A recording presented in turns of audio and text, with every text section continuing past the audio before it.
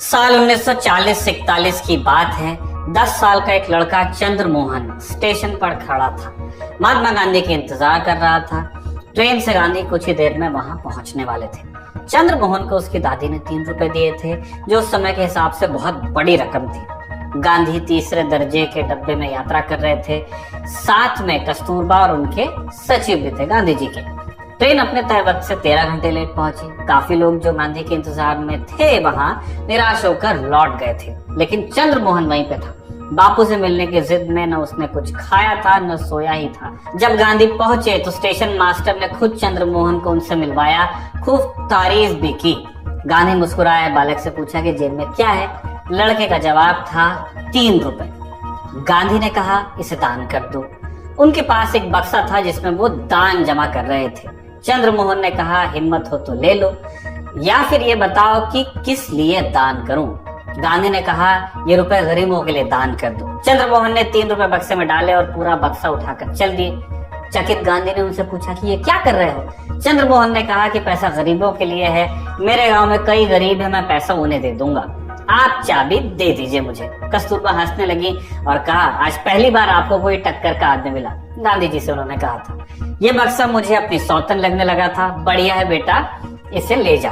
चंद्रमोहन ने कस्तूरबा की बात सुनकर वो बक्सा वहीं छोड़ दिया और स्टेशन से भाग गया। चंद्रमोहन जैन नाम के इस लड़के को आज आप ओशो के नाम से जानते हैं। और भी कई नाम थे ओशो के, आचार्य रजनीश भगवान, लेकिन अंत समय में उन्होंने ओशो का नाम ही अपनाया। आज ओशो की पुण्यतिथि है। 19 जनवरी 1990 को पुणे के आश्रम में उनका निधन हुआ।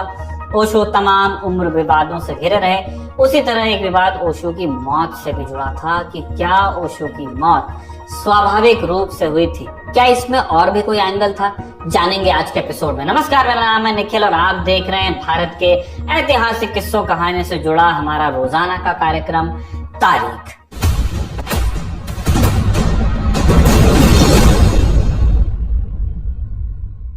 ओशो की कहानी शुरू होती है साल 1931 से। मध्य प्रदेश के कुचवाड़ा गांव में पैदा होने वाले ओशो का असली नाम रजनीश चंद्रमोहन जैन था। दर्शन में रुचि थी, सो उसी के प्रोफेसर भी हो गए वो।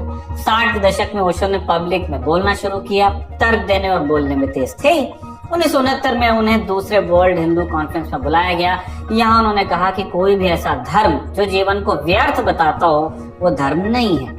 पुरी के शंकराचार्य नाराज हो गए। उन्होंने ओशो का भाषण रुकवाने की भी कोशिश की।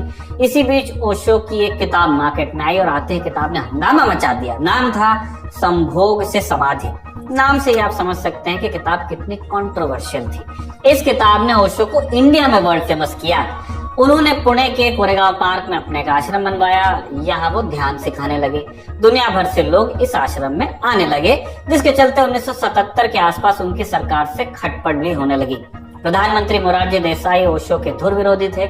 ओशो को लगा कि भारत में अब बात नहीं बन पाएगी ज्यादा दिन, तो उन्होंने यूएस जाने की ठान ली। अमेरिका के ओरेगॉन राज्य में तकरीबन 64,229 एकड़ बंजर जमीन पर एक बड़ा सा कम्यून बनाया गया। नाम दिया गया रजनीशपुरम, छोटा शहरी कह लीजिए आप। 3 वर्षों के भीतर ही उनके अनुयायियों ने बंजर जमीन से एक सुंदर शहर बना दिया। इस शहर में लगभग 7,000 से अधिक नागरिक थे। इसके अलावा fire brigade, police, restaurant, shopping malls, town house, 42,000 feet लंबी हवाई पट्टी, सार्वजनिक बस सेवा के अतिरिक्त सीवेज प्लांट और जलाशय जैसी सारी आधारभूत सुविधाएं और लग्जरी यहाँ पे मुहैया थी। क्योंकि जो रहने वाले थे वो अपने अपनी फील्ड के ज्यादातर एक्सपर्ट्स थे। उन सब ने अपना एक्सपर्टीज यहाँ पे डोनेट किया था। इस दौर में ओशो कहने लगे कि मैं अमीरों का गुरु हूँ। इस समय पर उनके पास 93 रोल्स रॉयस कारें इकट्ठा हो चुकी थी। एक मशहूर किस्सा है कि तब हिंदी फिल्म इंडस्ट्री में अमिताभ बच्चन के बराबर कद रखने वाले विनोद खन्ना अपना घर बार करियर छोड़कर रजनीशपुरम जाकर बस गए थे। रजनीशपुरम ओशो का सपना था, एक नई दुनिया बसाने का। लेकिन जैसा कि कहते हैं, नर्क जाने का रास्ता बेहद अच्छी नियतों से तैयार होता है। ओशो के कम्यून में कई गड़बड़ियां होने लगी। मां आनंद शीला नाम की उनकी सेक्रेटरी को बायो टेरर अटैक में दोषी पाया गया और उन्हें 20 साल की सजा भी हुई। ओशो कहते रहे कि उन्हें शीला के कारनामों का पता नहीं था। उनके शिष्यों को इस बात पर भरोसा था, लेकिन अमेरिकी सरकार के मुंह में खून लग गया था। सरकार पहले ही रजनीशपुरम को संदेह की दृष्टि से देख रही थी। इसका कारण था अमेरिकी सरकार का एक पुराना कड़वा अनुभव। साल 1979 में दक्षिण अमेरिका के एक देश गुयाना में एक घटना हुई थी जहां जिम जोन्स नाम के एक तथाकथित गुरु के कारण 918 लोगों की मौत हो गई। इनमें अधिकतर अमेरिकी नागरिक और एक अमेरिकी सांसद भी थे। जिम जोन्स ने भी रजनीशपुरम की तरह एक शहर बसाया था, जोन्स टाउन, जहां उसने एक नए धर्म की शुरुआत की थी। हालांकि ये धर्म नहीं, एक कल्ट था। वो कहता था कि वो एक नई दुनिया बसाएगा जहां सब बराबर होंगे। इस सब्ज बाग की ख्वाहिश में हजारों लोग जोन्स टाउन गए और मारे गए। जोन्स टाउन की पूरी कहानी पहले लर्न टॉप पे आ चुकी है, लिंक आपको डिस्क्रिप्शन में मिल जाएगा। बहरहाल जोन्स टाउन हादसे के बाद अमेरिकी सरकार ऐसे कल्ट्स के प्रति काफी सतर्क रहने लगी। इसलिए जैसे ही मां आनंद शीला वाला केस हो गया, सरकार ने रजनीशपुरम पर शिकंजा जड़ना शुरू कर दिया कायदे से। प्रवासी अधिनियम के उल्लंघन और कई अन्य मामलों में ओशो को गिरफ्तार कर लिया गया। कई दिन जेल में बिताने के बाद ओशो को देश निकाल दे दिया गया। अमेरिका के अलावा 21 देशों ने उनके प्रवेश पर प्रतिबंध लगा दिया। याद कीजिए, ये समय वो था जब यूएस की हेजेमनी बहुत ही एब्सोल्यूट थी और ओशो को तब लौटना पड़ा भारत। रजनीशपुरम का आश्रम दोबारा बंजर हो गया। ओशो की अधिकतर रोल्स रॉयस बेच दी गई। भारत में ओशो ने एक बार फिर पुणे के आश्रम में प्रवचन देना शुरू किया, जो कोरेगांव पार्क वाला आश्रम था उसमें। 1985 में ओशो भारत आए और इसके बाद सिर्फ 5 साल जीवित रहे। 58 साल की उम्र में उनका निधन हुआ और तारीख थी 19 जनवरी 1990।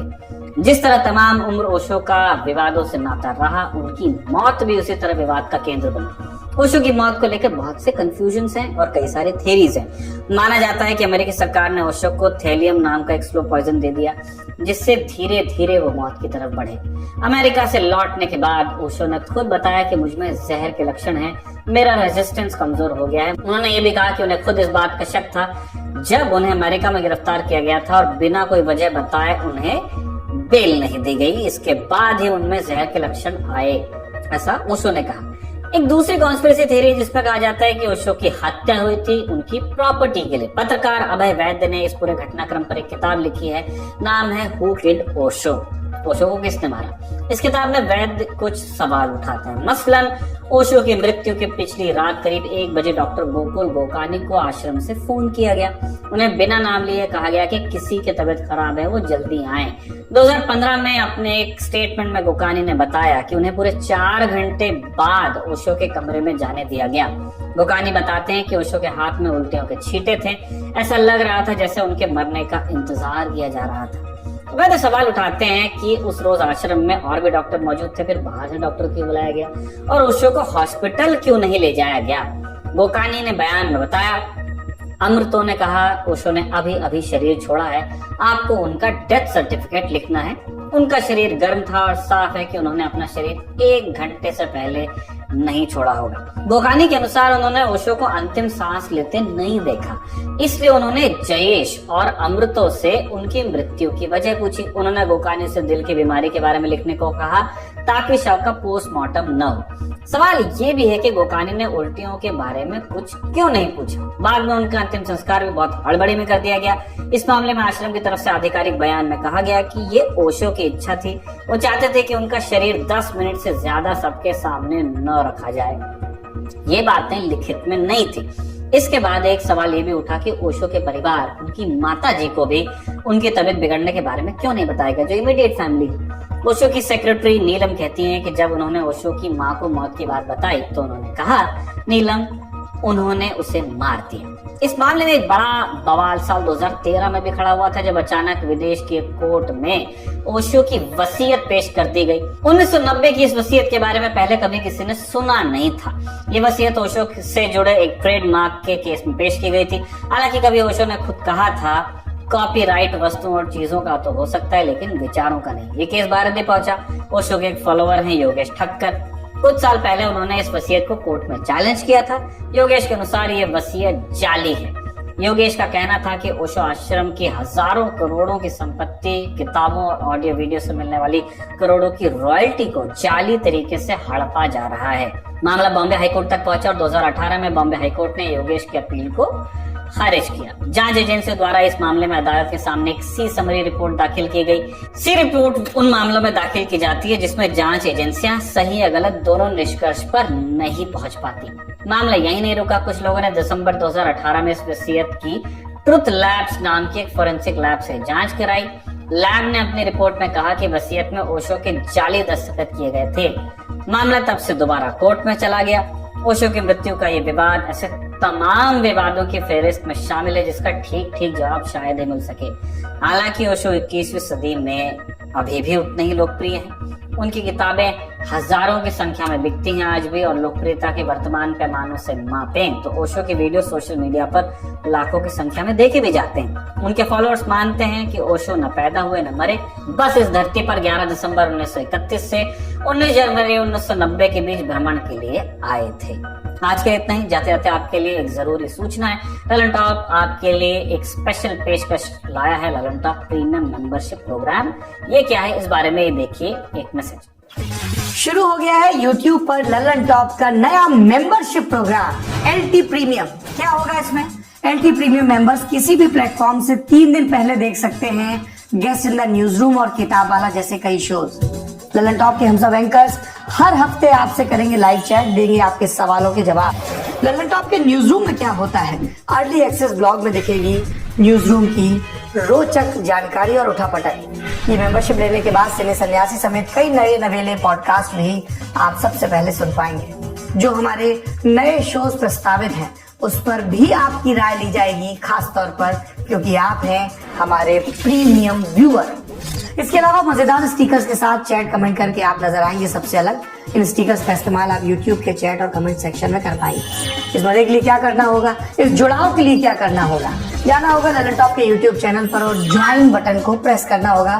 फिर सिर्फ 59 रुपए महीने में मिलेगा ललन टॉप आनंद। एप्पल यूजर नीचे दिए लिंक पर क्लिक कर LT प्रीमियम सब्सक्राइब करें। ये था आज का तारीख का एपिसोड। कमेंट बॉक्स में लिख के बताइएगा कि कमल का लिखा ये एपिसोड कैसा लगा। इस एपिसोड को कैमरे पे रिकॉर्ड किया था हमारे दोस्त जतिन ने। एडिट जिन्होंने किया उनका नाम आपको डिस्क्रिप्शन में मिल जाएगा, उनका भी धन्यवाद आप कर सकते हैं कमेंट्स में। अगले एपिसोड में आपसे मुलाकात होगी ऐसी कामना के साथ। आज लेते हैं विदा। देखते रहिए दी ललन टॉप।